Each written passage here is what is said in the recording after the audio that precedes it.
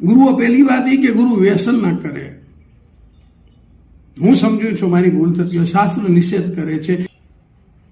જો એ આચાર્ય છે તો આચરણ દ્વારા એને સમાજને બોધ આપવો પડે, અને જો એ સંત હોય, ગૃહસ્થ હોય તો એને એ વ્યસનોનું સેવન કરતો હોય તો એ વ્યસન ન કરવું જોઈએ એવો સંદેશ આપી શકે ખરો એમ.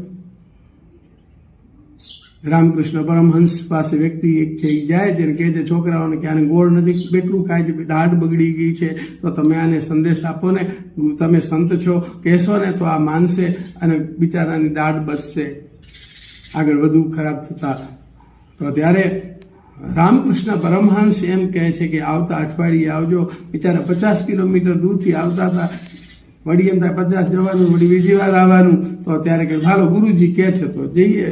પછી વળી અઠવાડિયા પછી આવ્યા, પછી એને કીધું તો ત્યારે કહે છે કે હવે ગુરુજી તમે કહેતા હતા અમે આવી ગયા, કંઈક સંદેશો આપો ને. તો ગુરુજી કહે છે કે બેટા ત્યાં દાઢ ગોળ બહુ ન ખવાય, ગોળ ખાવાથી છે ને એ દાઢ બગડે છે અને જેને એનાથી આપણે નુકસાન થાય છે.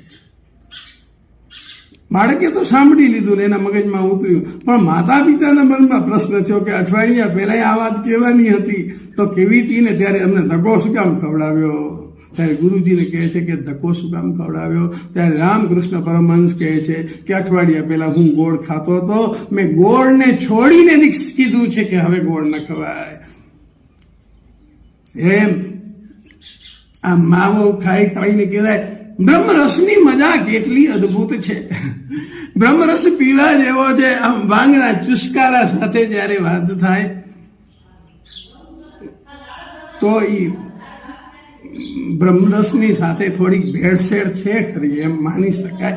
એમ સંતો મહાપુરુષો અને પરંપરાઓ કહે છે. અને આપણે પરંપરાને યથાસંભવ અનુસરવા માટે પ્રયત્ન કરનારા વ્યક્તિઓ છીએ. અમે તો ગઝલોમાં લખ્યું છે, બીડી જલાવી હાથમાં અત્તર વિશે કાવ્યો લખીએ છીએ. ઓહો, અત્તરની શું સુગંધ હોય અને હાથમાં બીડી હોય. બીડી જલાવી હાથમાં અત્તર વિશે કાવ્યો લખે છે. જે ટેકરી ચડતા નથી એ ડુંગર વિશે કાવ્યો લખે છે.